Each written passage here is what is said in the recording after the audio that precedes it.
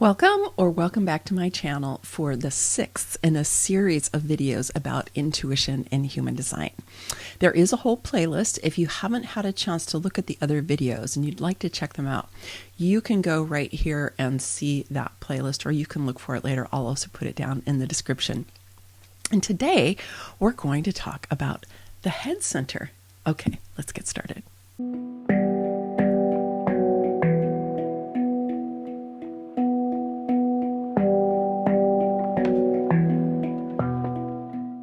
The head center in human design is a super important part of our intuition. In quantum human design, developed by Karen Curry Parker, it's been renamed as the quantum interface. So you can see here from the picture that it is this triangle, and it looks like it's located down here in the head center, but I actually think of it as a little bit more like the crown chakra, which is actually up on top of the head, and then the ajna is actually in the head. So that's the way that I think about it. It only has 3 gates, and so the head is hardly ever defined. Only I think about 12% of the population have a defined head. It's not easy to get a defined head because you have to have one of those channels completely defined in order for your head to be defined, right? And there's only 3 possibilities. So it doesn't happen all that often, but it is very common to have one or more of the gates defined in the head. So when you're looking at your own chart, you can go and see which of these gates you have defined or not in your own chart. But also just remember, you have the whole chart. Even if this is completely open on you, you experience these energies all the time. You've experienced them thousands of times throughout your life. So don't think it doesn't apply to you if you don't have these defined in your chart. Karen has defined the purpose of this quantum interface to use inspiration and possibility thinking to trigger imagination and the frequency of creative change. I love that because all of the gates in the head center are intuitive, they're imaginative, they're creative, they're full of curiosity and wonder, and they're receiving downloads from superconsciousness in different ways with different qualities of energy, but they're all doing that. And they're not for thinking. Okay, this is not a thinking part of your system. It is a part of your system that is both receptive to what might be coming in from superconsciousness into your energy field. And they're also creative in the sense that you can also be creating with possibility thinking, as Karen says, or creative thoughts, or your imagination, just making things up, right? This is one of the ways that we actually are co-creators with the flow of life, where there is energy coming in, and we're also generating possibilities and potentials and so on in this part of our energy field. So on the right brain, on the right side is the gate 64, and this is the gate of confusion in traditional human design and the gate of divine transference in quantum human design. And it is the beginning of the sensing circuit, comes down here through the right brain, crosses over in the ajna, comes down over the left-hand side of the body, then back up through the central channel. And then on the other side, we have the 63, which is the beginning of the logic circuit or the pattern circuit, comes in through that left brain, crosses over, comes down through the right side of the body, and back up through the central channel. That left brain energy is called doubt in traditional human design and curiosity in quantum human design. What I love about that renaming is a recognition that left brain thinking, which we associate with analysis and strategy and focal gaze, right? Really being able to focus on things, kind of detail oriented. This is where the scientific method is. You know, science begins with curiosity. It begins with an observation of something happening in the natural world and going, wow, what is that about? You know, let's go check it out. Let's create an experiment so that we could see if what we're thinking about it is true, right? It's not about, I doubt that. No, you know, right? That's a really disempowered, either feeling doubtful all the time, like you feel like you can't really trust things, or, you know, throwing doubt at other people is kind of the shadow aspect of that. Whereas curiosity is really awakened and enlivened and inspired and empowered way of beginning that logic circuit. Then right here in the middle, we've got the gate 61, which is the gate of mystery in traditional human design, or the gate of wonder in quantum human design. With the gate 61 here is the knowing circuit, which has no anatomical analog, if you will. I've never seen the knowing circuit anywhere else except in human design, but it comes right down here through the 61. And then it splits and goes around both sides of the body and up through the central channel. So it's a really big circuit. It's almost as big as the logic circuit and the sensing circuit put together. And it's highly intuitive for sure, because it is where we just know things. We don't know how we know them. We don't know where it came from. And both the sensing circuit and the knowing circuit are covered in this series. So go and check out that playlist, again, if you want to dig more into those specific circuits. You can pull out your own human design chart and see if you have one of these defined in your chart. And also just kind of tune in for yourself and be like, wow, what do I relate to? Do I relate more to doubt or to curiosity? Do I relate more to confusion or divine transference? The one for the 61 isn't so bad. It's mystery, right? Mystery and wonder, they're kind of similar. Although wonder is a little more uplifting, a little more positive. Mystery can go different ways depending on how you're thinking about it, right? So you can just look at that, and even if they don't have them defined in your chart, you can think about how and tune into how am I experiencing those energies? Am I open to out-of-the-box ideas? Am I open to new epiphanies? Am I open to different possibilities? To really, kind of strange thoughts maybe, or things that are seem weird or freaky or outrageous or unreasonable. Certainly they're unreasonable. I had a conversation with a friend who was visiting with me just last week, and we got into kind of heated conversation about the future, actually. And one of the things that I just said is, we need to have really out of the box thinking. Like, if we're going to find our way through this time that we're in right now, we can't go on thinking this is just the way that it is and that we're just going to have to deal with it, right? Because generally when we say things like that, we're living inside of a story or patterned way of thinking that is teaching us that, that thing totally isn't possible, right?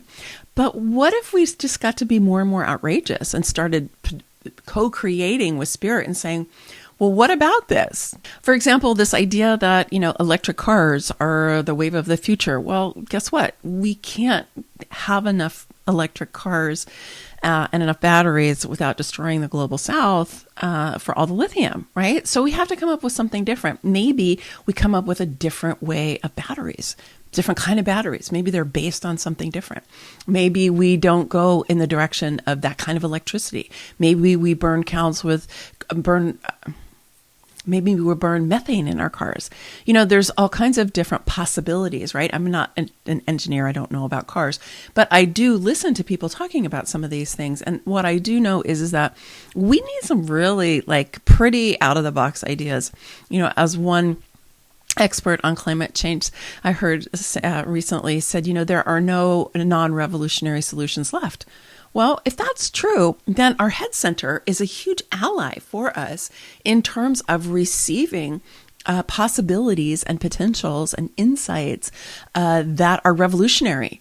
And ideally, revolutionary in a way that's really going to serve the betterment for all of our species on the planet and for the more than human world as well as the human world.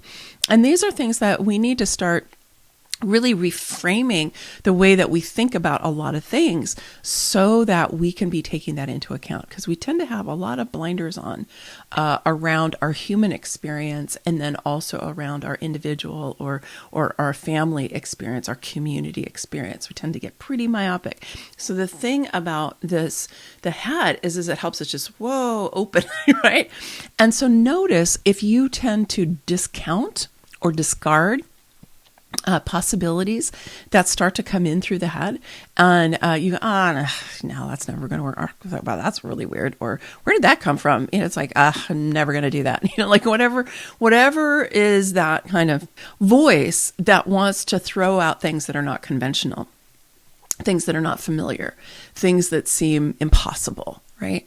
But we live in a world where there are a million things around us, like this microphone, that were impossible 100 years ago, right?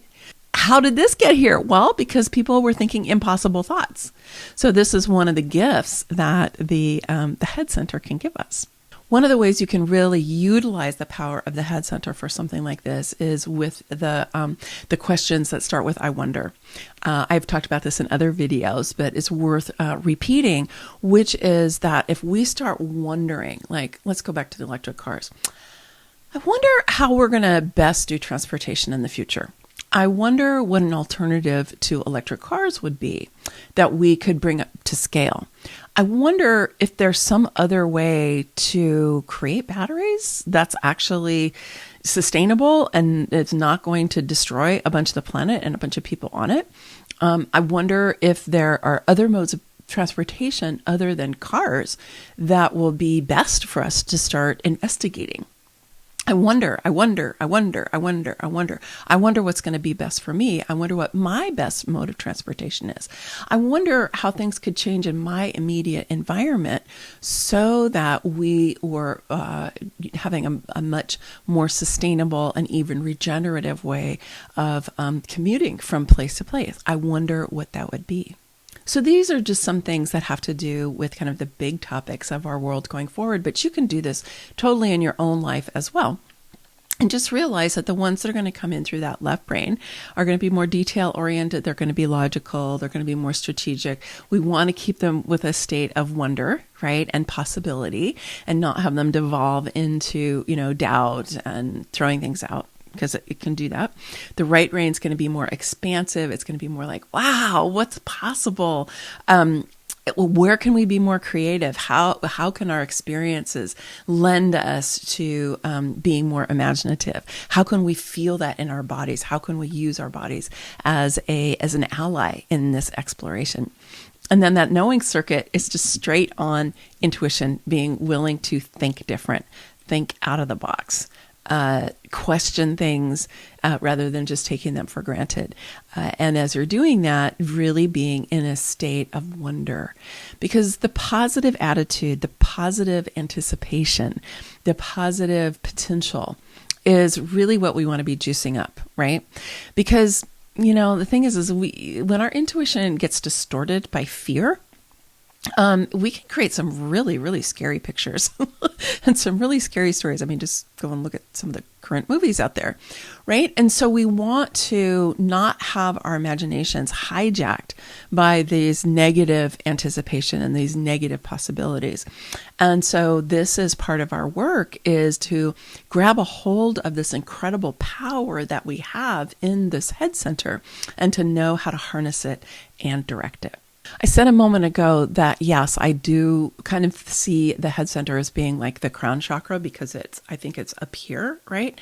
But what's different is the ajna in the chakra system is also similar to the head center, because the ajna center in human design is more of a thinking center. It's where energy of these possibility crystallizes into form, into thought. And so it's a thinking center. And it also tends to get kind of single focused, which is more of a left brain thing, right? It tends to get a little stuck in its perception, and its perspective. Whereas the ajna center in the chakra system is not like that at all. We call it the command center. We think of this as the command center because this is where the pineal gland is, the pituitary gland is, the hypothalamus. There's a whole set of hormone centers that are up here in the brain. If you take a look at this picture here, you can see where these different parts of the brain are, and they're really kind of in the center of the head. So these really relate a lot to the ajna chakra, not so much the ajna center, and then also to the head center, because both the head center in human design and also the ajna chakra are associated with the pineal gland in particular. And the pineal gland is thought of as this place where we can go in and then expand into the universe. It's like a portal or a wormhole, if you will, to that we go into. And as we activate it, we can then expand both into our own auric field, our own inner being, and its own field, right, which is our auric field. But then we can also expand outward and outward and outward. And this is what advanced meditation really shows us how to do. Take a look at this image of the pituitary gland all lit up in the center of the brain. Now, I screenshotted this from a video of Joe Dispenza's in some research that he's been doing. He's been doing research with UCSD for a number of years now, a bunch of different scientific studies. And he is he's a chiropractor by training, but he also has a deep background in neuroscience. And so he's been looking at what happens when we activate the pineal gland. When through deep meditation, we're able to get into the creativity of the center. And what he's found is that when we can go into that deep meditation state and we can create an image and an experience that we want to be inhabiting, he often works with what he calls your future self, which is a concept I've known for almost 20 years now, right? Of being able to tap into your expression along the timeline forward, right? And to be able to connect with that part of you. Well, in his research, what he does is he teaches you to actually create this coherent state, this heart-brain coherent state. And in there, to imagine yourself in your future self experience, and to get emotionally involved with that and really activate that for yourself. And what he says, and what they've been able to track, is there does seem to be a kind of biological upgrade, is what he calls it, a biological upgrade that happens when you do that. And so people have had all kinds of spontaneous healings or healings that have happened over a period of a few weeks or months, but pretty miraculous things have happened because you're able to change your energy field, both energetically, but then also by activating those glands in your brain, you're changing your brain chemistry. And one of the things that Dispenza says all the time, and you probably have heard other people say too, because it's become kind of common, is neurons that fire together wire together. So the idea is that if you can be moving into these states where you're firing new neurons, right? And you keep activating those neurons, they will wire together. And then the ones that you had before, not so much. Interesting, right? So this is how we change the way that our brains are working. And one thing that's worth noting is that people actually do this with fear all the time, right? Is that we project our fear into the future. We imagine ourselves in a scenario that we don't want to be in or that we're afraid of, right? And then we're giving energy to that. And guess what? If you do that enough, chances are you're going to live that experience, unfortunately. But that also demonstrates really the power of our imagination, the power of what's going on up here, right? When we can grab a hold of it and channel it in the direction that we want to. So for the head center in human design, it is this place of wonder, right? It's this place of possibility. And if we can kind of tap into that and then work with it, right? Actively work with our imagination, actively create scenarios that we want to be living in, actively create, the world that we're bringing into being, as, the systems are starting to shake and eventually will start to come apart, right? How can we imagine the world that we want to be in? And of course, we each have an individual experience that we want to have, and maybe one for our community. But then we can also have ones that are big, like for humanity or for the world, or for, the oceans, right? How could we get emotionally involved in the positive change that could happen in the ocean? There's so many different ways that we can be using our creativity and our imagination, which, let's face it, those are intuitive qualities, right? When people go, I don't know, I think I just made that up. I'm like, don't discount that. Making stuff up is how things happen. Like I said, somebody had to make up this microphone before there could be one, right? Somebody had to make up that idea. They had to either, receive it through the head center, right?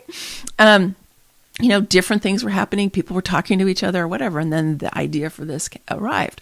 Well, that's how things come into form. It's helpful to remember that your system can't really tell the difference between an actual lived experience and an imagined experience if the imagined experience is vivid enough, right? And that's really what Dispenza is researching right now. That's what he does with people, in his advanced retreats and stuff. Is get people into these states where what they're imagining is so real that they can't tell the difference between that and actually living it. So my invitation to you is to really honor the imaginative, intuitive, creative, mysterious, wonderful possibilities that maybe you're in the habit of discarding, or maybe people around you tend to discard or put down. But honor them, right? Cultivate them. Ask for them. Write them down in your journal when they happen. If you have a trusted friend, talk to them about it, right? Egg each other on. It can be really, really fun. And I believe that this is actually how we're going to have the breakthroughs that we really need to have right now. Just remember, when you're considering what to actually move forward with, you want to use your human design authority to decide if it's actually something to move forward with or not. Okay. Be careful not to do that too soon so that you can allow that creative part of you to have all of the license that it needs to be coming up with things that are really you would never have thought of before. Right. But then when you're going, okay, wow, look at some of the stuff that's coming in. What is mine, for example, to work with? What is mine to move forward with? What is mine now? What is mine later? That kind of thing. And so certainly if you have sacral authority, all generators have sacral authority, then you want to ask your sacral about that. And if you're a projector, you want to talk with your trusted allies about if it's useful. Manifestors, just go ahead. Although try to read the tea leaves, because sometimes manifestors can get going on the wrong thing at the wrong time, even if they have that creative impulse. And then, of course, our reflectors are going to be just tuning in to see what really feels right for them for at least a month. Okay, that is video number 9 on intuition and human design. And I invite you to come and join us in our Becoming Sovereign virtual retreat center. I'm just releasing our events for the month, and we have 3 different live events, and I encourage you to come, and I would love to meet you. All right, many blessings, much love.